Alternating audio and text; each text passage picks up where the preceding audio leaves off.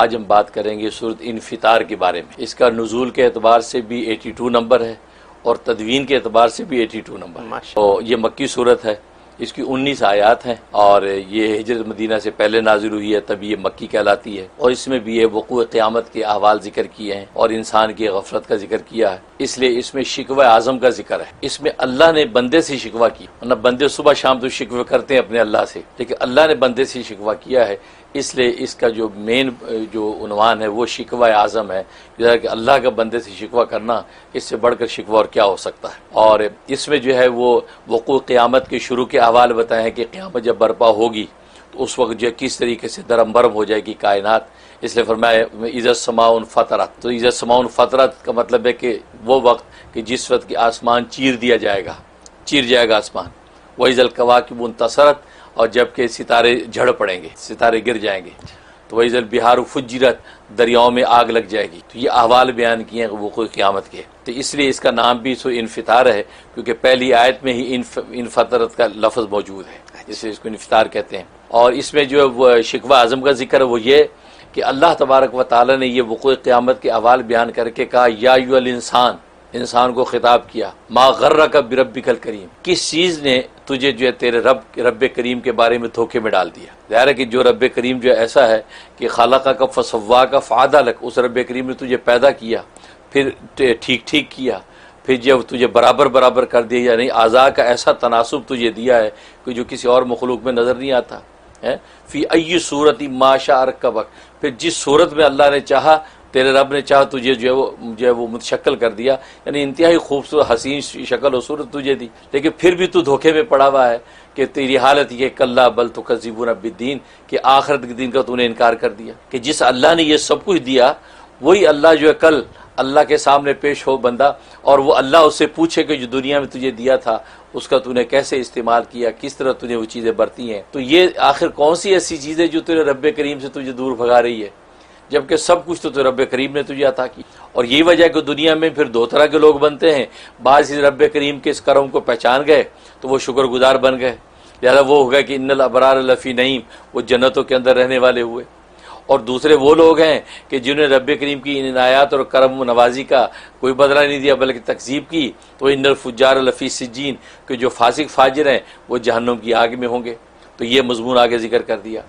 تو اس طریقے سے اللہ تبارک و تعالی نے تنبیہ کی کہ تم اب دیکھ لو کہ تم جو ہے وہ شکر گزاروں میں سے یعنی ابرار میں سے ہو یا فجار میں سے ہو۔ ظاہر ہے کہ ابرار میں سے ہوگے تو دنیا میں تمہیں ہم طمانینت قلب عطا کریں گے اور آخرت میں تمہارے لیے جنت منتظر ہے، اور اگر فجار میں سے ہوگے تو دنیا میں تمہاری زندگی کا چین چھین لیں گے اور آخرت میں جو ہے جہنم کی آگ جو ہے تمہاری منتظر ہے۔ اور پھر یہ کہ تم یہ سوچو کہ تمہاری ایک ایک عمل کے اوپر جو ہے کرامن کاتبین نگران ہیں، یعلمون ما تفعلون، جو کچھ تم کرتے ہو وہ ایک ایک چیز جانتے ہیں، وَإِنَّ عَلَيْكُمْ لَحَافِظِينَ، تمہارے اوپر جو ہے وہ محافظ نگران ہیں، کرامن کاتبین۔ تو لیکن تمہاری غفلت کا عالم یہ ہے کہ یہ کندھوں پہ بیٹھے ہوئے کرام کاتبین کو بھول کر دور کے تصور لے کے آتے ہو اور قریب والے کو دیکھتے نہیں ہو۔ فرمایا کہ یہ ایک طرح ہے کہ آپ نے اللہ نے شکوہ بھی کیا اور تنبیہ کی ہے کہ اگر تم یہ سدھر جاؤ گے تو دنیا میں اطمینان اور آخرت میں اللہ تبارک و تعالیٰ کا انعام جو ہے وہ تمہاری چوری پر۔ اور جہاں تک کسی کے فضائل و فوائد کا تعلق ہے تو لکھا ہے کہ اگر کسی گھر میں یا کسی مقام میں یہ اندیشہ ہے کہ یہاں جادو گھڑا ہوا ہے کسی جگہ پہ اور پتہ نہیں چلا کہ جادو کس جگہ پہ ہے،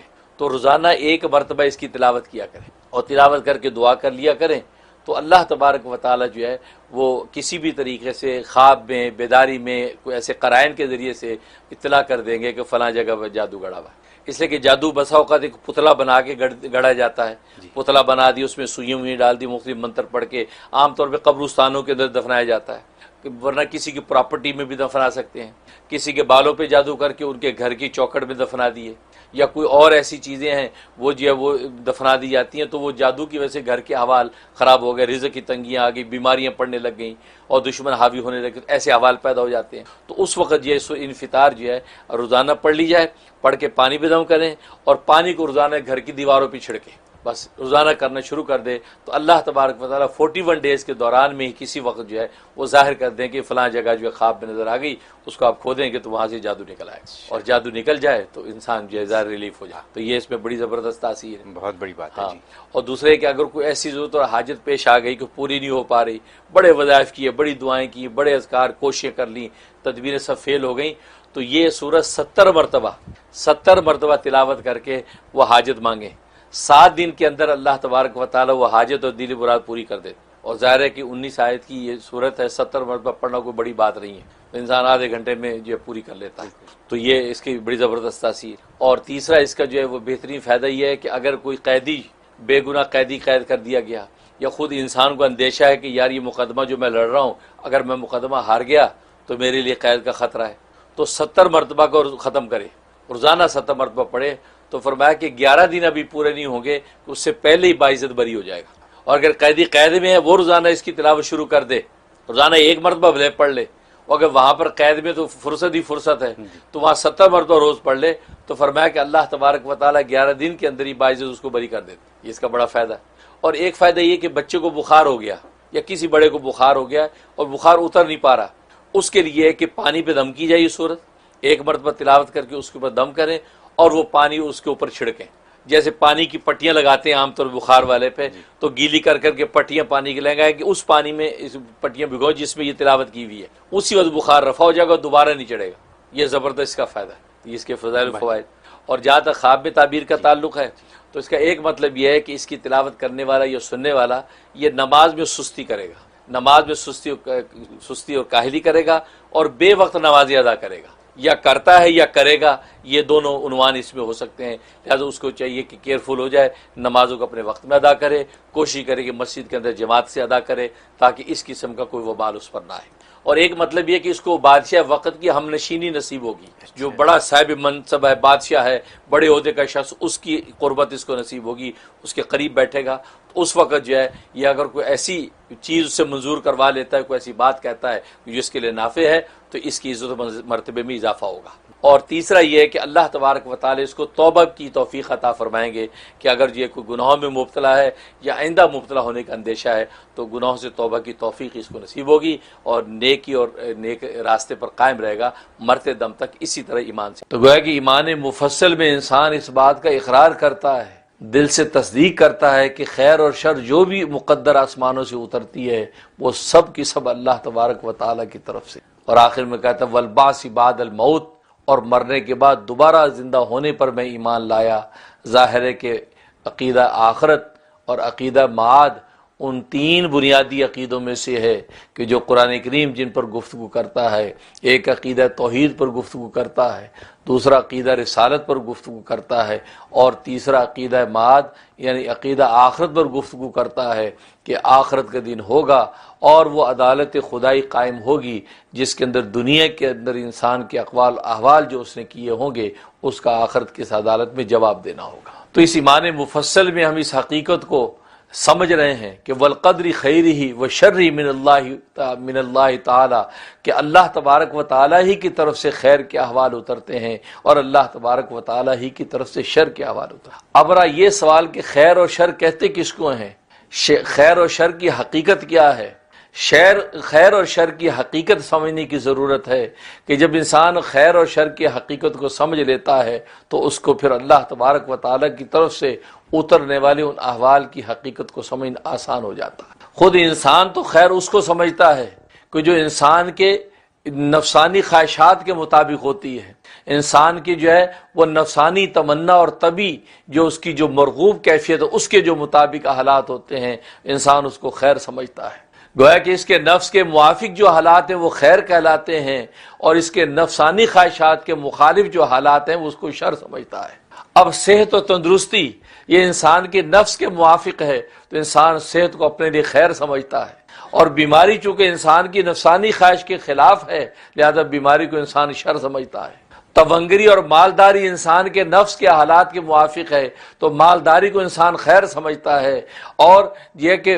غربت اور مفلسی کو انسان شر سمجھتا ہے کیونکہ اس کے نفسانی خواہشات کے خلاف ہے۔ تو گویا کہ نفس کے موافق حالات کو انسان خیر سمجھتا ہے اور نفس کے مخالف حالات کو انسان شر سمجھتا ہے۔ جب اس پیمانے پر تولتا ہے تو پھر اللہ تبارک و تعالیٰ کی طرف سے اترنے والی وہ چیزیں کہ جن چیزوں میں انسان اس کا نفس جب موافقت کرتا ہے، انسان کا نفس جس کو تسلیم کرتا ہے، انسان کے نفس کو جس سے راحت اور آرام ملتا ہے، وہ ان کو تو اپنے لیے خیر سمجھتا ہے، اور اللہ تبارک و تعالیٰ کی طرف سے اتری وہ چیزیں کہ جو انسان کے نفس کے خلاف ہوتی ہیں، وہ اس کو انسان اپنے لیے شر سمجھتا ہے۔ حالانکہ یہ تو طبیعت کا تقاضا ہے، انسان کی طبی کیفیت کا تقاضا تو یہی ہے، انسان کی بشری حالات کا تقاضا تو یہی ہے کہ انسان جو ہے نفس کے موافق حالات کو اپنے لیے خیر سمجھے اور نفس کے مخالف حالات کو اپنے لیے شر سمجھے۔ لیکن اگر وہ اپنی عقل سے سوچے،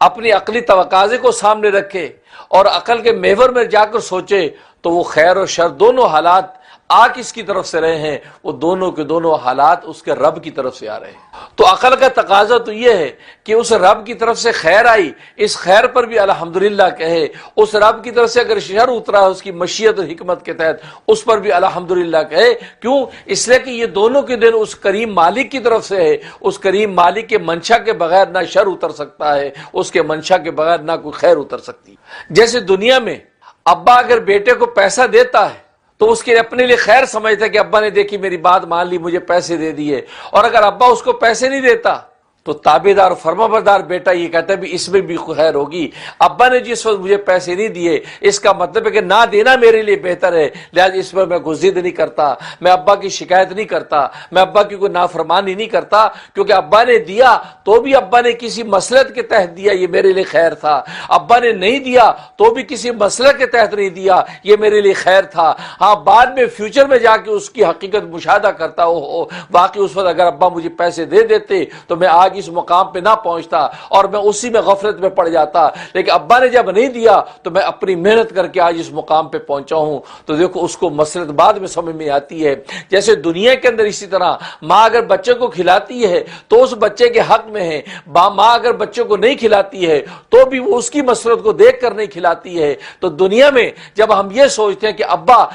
جو اپنے بچوں کو، جو اپنی اولاد کو اس کی مصلحت اور موافقت کو دیکھ کر دیتا ہے، ایسے ہی ایمان یہ یقین یہ ہونا چاہیے کہ اللہ تبارک و تعالیٰ کی طرف سے بھی جو حالات آ رہے ہیں یہ بھی ربا کی اس رحمت کے نتیجے میں آتے ہیں۔ اگر اس نے صحت دی ہے تو اس کی مصلحت اور حکمت ہے، اس نے ہمیں صحت دی ہے، ہم صحت کو خرچ کر رہے ہیں، اور اگر اس میں بیماری آ گئی تو بھی سوچے کہ نہیں یہ اسی کی طرف سے آئی ہے، تو ضرور اس کے اندر بھی کوئی مصلحت حکمت ہے جو ہمارے لیے نافع ہے، آج ہمیں نظر نہیں آ رہی لیکن بعد میں ہمیں پتہ چلے گا اوہو اس بیماری کی وجہ سے تو میرے کتنے گناہ معاف ہو گئے، اس بیماری کی وجہ سے تو اللہ کے میرے کتنے درجات بلند ہو گئے، اس بیماری کی وجہ سے میں نے اپنے خدا کو پہچان لیا، اس بیماری کی وجہ سے تو میں نے اپنے عزیز و اقارب کے حقوق کو پہچان لیا، اس بیماری کی وجہ سے میں تو اپنے ظلم کے ہاتھ کو روک کر میں مظلوموں کی مدد کرنے کے لیے چل پڑا، اس بیماری کی وجہ سے میں وہ مال و دولت جس کو میں ایک سانپ اور اژدھے کی طرح پال رہا تھا وہ مال اللہ کے راستے میں خرچ کرنے والا بن گیا، گویا کہ میری وہ معرفت کی آنکھ کھل گئی جو پہلے بند تھی، لیکن بیماری کی جب چوٹ پڑی ہے تو میری معرفت کی آنکھ کھل گئی، اس مملوک نے اپنے مالک کو پہچان لیا۔ تو سوچتا کہ یار یہ بیماری تو میرے لیے رحمت بن گئی، اس بیماری میں نے خدا کو پکارا، میں تو سوچتا تھا کہ میں تو کبھی بیمار نہیں ہوگا، کبھی مجھ پر ایسی کوئی آفت نہیں آئے گی، لیکن بیماری نے بتا دیا نہیں، جس طرح صحت دینے والا وہ جو زندہ خدا ہے، اسی طرح بیماری دینے والا بھی وہ زندہ خدا ہے، اس نے جب تجھ پہ بیماری ڈالی ہے اس کا مطلب ہے وہ تیری مسرت و بھلا چاہتا ہے۔ تو گویا کہ اللہ تبارک و تعالی بندوں کی مسرت، تو عقل کا اگر تقاضا ہوگا تو یہ سوچے گا نہیں دونوں حالات اللہ کی طرف سے ہے، تبھی تو حدیث میں آتا ہے کہ جب تمہیں کوئی اچھی نعمت مل جائے، یعنی ایسی چیز جس کو تم اپنے ذات میں خیر سمجھتے ہو، اس نعمت پہ یہ کہو الحمدللہ الذی تتم الصالحات، تمام تعریفیں اس اللہ کے لیے ہیں کہ جس کے منشا اور مرضی کے مطابق نیکیاں مکمل ہو جاتی ہیں، بھلائیاں مکمل ہو جاتی ہیں، یہ شکر کرو، الحمدللہ حمدن کثیرا، شکر کرو۔ لیکن اگر اس کی طرف سے شر ملا، کوئی بیماری ملی، کوئی آفت آ گئی تو کیا کہو؟ الحمدللہ علی کل حال، کہ ہر حال میں ہم اللہ کا شکر کرتے۔ یہ حالت ہم پہ آئی بیماری کی، یہ حالت آئی ہم پر غربت کی، یہ حالت آئی ہم پہ افلاس کی، یہ حالت آئی ہم پہ محتاجی کی، الحمدللہ علی کل حال، ہر حال میں میں اللہ کا شکر کرتا ہوں۔ جب یہ بات کہتا ہے تو اللہ تبارک و تعالی اس کے ایمان و یقین کی وجہ سے اس کو اس بیماری سے نکال کر صحت بھی دے دیتا ہے، لیکن اس اللہ کی رضا میں قربان اور فنا ہونے کے نتیجے میں اللہ تبارک و تعالی اس کے روحانی مراتب بڑھا دیتا ہے۔ اس سے تو ایک روایت میں آتا ہے کہ بسا اوقات ایک بندے سے اللہ تبارک و تعالی محبت کرتا ہے اور چاہتا ہے کہ یہ عبادت اور مجاہدہ کر کے اس مقام اور منزل تک پہنچے، لیکن اس درجے کا مجاہدہ اور وہ مشقتیں اٹھاتا نہیں ہے، اس مجاہدہ اور عبادات اس درجے کی کرتا نہیں ہے، اور اللہ چاہتے کہ اس کو میں اس روحانی مقام پر پہنچاؤں، تو اللہ تبارک و تعالی اس پر بیماری ڈال دیتے ہیں۔ اس بیماری کی تکلیف میں وہ اتنی تیزی سے اس کے روحانی درجات بلند ہوتے ہیں کہ اگر وہ عبادتوں کے سجدے میں پڑا رہتا تو اتنی تیزی سے درجات بلند نہ ہوتے جتنی بیماری کی وجہ سے اللہ نے اس کے درجات بلند کر دی۔ تبھی تو سنت یہ ہے کہ جب آپ تیمارداری کے لیے بیمار کے پاس جائیں تو کیا کہتے ہیں؟ لا باسا طہور انشاءاللہ، لا باسا میں نہیں، کوئی حرج نہیں، گویا کہ بیماری آ گئی کوئی حرج نہیں۔ اس کا کیا مطلب؟ مطلب ہے کہ یہ بیماری آنا کوئی پریشانی کی بات نہیں ہے، یہ بیماری آنا ہی تمہارے لیے نافع ہے، تمہارے لیے فائدہ مند ہے۔ لا باسا، کوئی حرج کی بات نہیں ہے، یہ بیماری آئی ہے، یہ کوئی مذاقہ نہیں ہے، اس بیماری آنے میں تمہاری کوئی مصلحت ہے، تمہارا کوئی نفع ہے۔ اللہ تبارک و تعالیٰ کو جسمانی تمہارے جسم کے اندر کوئی ایسی قوت پیدا کرنا چاہتے ہیں، کوئی ایسی طاقت پیدا کرنا چاہتے ہیں کہ اس بیماری کے نتیجے میں اللہ تبارک و تعالیٰ دوہری صحت تمہیں عطا کر دیں گے۔ دیکھو حکیم جو ہے کبھی مریض کو جلاب دے دیتا ہے، جلاب کہ آپ جلاب استعمال کریں۔ اب جن دنوں میں وہ جلاب استعمال کرتا ہے اس کو اسہال لگ جاتے ہیں تو وہ بالکل کمزور ہو جاتا ہے، بالکل مرغی کے چوزے کی طرح ہو جاتا ہے۔ لوگ کہتے ہیں یار اچھی بڑی تگڑا آدمی، موٹا تازہ، یہ کیا کر دیا حکیم صاحب؟ کہ میاں صبر کرو۔ اب وہ جلاب کے دنوں میں وہ کمزور اور نحیف ہوتا چلا جا رہا ہے، وہ تو بالکل چوزا بنتا چلا جا رہا ہے، لیکن حکیم اس کو جلاب دے رہا ہے۔ حکیم کو پتا ہے کہ اس وقت فاسد مادے نکل رہے ہیں، اس کے فاسد مادے جسم سے نکل رہے ہیں، گندی آلائشیں نکل رہی ہیں، اس کی انتڑیاں صاف ہو رہی ہیں، اس کا معدہ کلین ہو رہا ہے۔ اور جب وہ جلاب کا پروسیس پورا ہوا، اب اس کے بعد اس کو مقویات دیتا ہے، طاقت کی چیزیں دیتا ہے، تو پہلے جیسی صحت تھی اس سے ڈبل اچھی صحت اس کو مل جاتی۔ تو کوئی دنیا کا عقل مند نہیں کہتا یار یہ حکیم نے کیسا ظلم کیا، یہ کوئی یار پورا ہفتہ ہو گیا بندہ بیمار کر دیا۔ نہیں، اس بیماری کے دنوں کے اندر تو وہ پروسیس چل رہا ہے۔ دیکھو یہ بیماری اس کو ایک اچھی ڈبل صحت کے نتیجے میں نظر آئی۔ بالکل اسی طریقے سے اللہ تبارک و تعالی جب بندوں کو بیمار کرتے ہیں، اس پہ کوئی بیماری آتی ہے تو اس میں ایک تو مادی نفع بھی مقصود ہوتا ہے کہ اللہ تبارک و تعالی پتہ نہیں اس کے جسم کے اندر مادی طور پہ کون سا ایسا پروسیس چلا رہے ہیں جس کے نتیجے اب جب صحت مند ہوگا تو اس کو دوہری اور اچھی صحت مل جائے گی۔ اور دوسرا روحانی مراتب، اس سے حدیث میں فرمایا کیا کو لا باسا، کوئی حرج نہیں، کوئی مذاقہ نہیں، بیماری آ گئی تو کوئی حرج۔ یہ تو اللہ تبارک و تعالیٰ کے دونوں طرح کے حالات آتے ہیں۔ طہور انشاءاللہ، طہور، یہ پاکی ہے تمہارے لیے، یہ پاکی ہے تمہارا، طہور ہے کیا مطلب؟ گناہوں سے طہور، تمہارے گناہوں کی گندگی ہے، گناہوں کی آلودگی ہے، نافرمانیاں معصیتیں ہیں، اللہ تبارک و تعالی نے بیماری ڈال کے تمہارے گناہوں کو صاف اور پاک کرنا شروع کر دی۔ انشاءاللہ، اگر اللہ نے چاہا تو گویا کہ تمہارے گناہ اس بیماری میں معاف ہو رہے ہیں۔ تو بیماری کی حالت میں یا گناہ معاف ہوتے ہیں، اور اگر گناہ نہیں ہے تو درجات بلند ہوتے ہیں۔ تو اللہ تبارک و تعالیٰ اس قدر جو تیزی سے اس بیماری کی حالت میں درجات بلند کرتے ہیں کہ انسان اپنی عبادات کے ذریعے سے اس مقام تک نہیں پہنچ سکتا۔ جو حضرت عمران ابن حسین رضی اللہ تعالیٰ عنہ صحابی ہیں، ان کی کمر میں ایک ناسور نکل آیا پھوڑا، جس کی وجہ سے وہ کروٹ نہیں لے سکتے تھے، یوں چت لیٹے رہتے تھے۔ 30 سال تک اسی طرح رہے، 30 سال تک اسی طرح۔ اور مستجاب الدعوات ہیں، لوگ آ کے جو دعا کراتے دعا قبول ہو جاتی۔ ایک عرصے کے بعد کسی نے کہا کہ حضرت آپ تو مستجاب الدعوات ہیں، آپ لوگوں کے لیے دعا کرتے ہیں، آپ کی دعا قبول ہو جاتی ہے، اور ویسے مریض سے دعا کروانی چاہیے، کیونکہ حدیث میں آتا ہے کہ مریض کے سرانے پر اللہ کہتے ہیں میں ہوتا ہوں، اس کے سرانے پر اللہ ہوتے ہیں۔ جب مریض سے آپ دعا کراتے وہیں اللہ سنتے ہیں دعا، وہیں دعا قبول کرتے ہیں۔ مریض سے کہا کریں آپ ہمارے لیے دعا کریں، ہم آمین کہتے ہیں۔ وہ دعا کر دی، یا اللہ تمہیں برکت دے، صحت دے، عافیت دے، اور آپ اس کے لیے صحت کی دعا کریں، وہ آمین کہے گا، اور اس سے آپ اپنے لیے دعا کروائیں، کیونکہ وہ اللہ اس کے سرانے پر۔ صحیح مسلم کی حدیث ہے، تبھی تو کل روز قیامت میں اللہ تبارک و تعالیٰ ایک شخص کو بلائیں گے کہ میں بیمار ہوا تھا تو میری تیمارداری کے لیے کیوں نہیں آئے؟ کہ رب ذوالجلال آپ بیماری سے تو بالا تر ہیں، آپ بیمار کیسے ہو سکتے ہیں؟ کہا کہ نہیں، تمہیں یاد ہے تمہارے فلاں پڑوس میں فلاں آدمی بیمار ہوا تھا؟ جی ہاں۔ کہا کہ اگر تو اس کی تیمارداری کے لیے آتا تو مجھے اس کے سرانے پر پاتا، میں اس کے سرانے پر، اس کے بیڈ کے سرانے کی سائڈ پہ میں ہی تھا، تو اگر وہاں آتا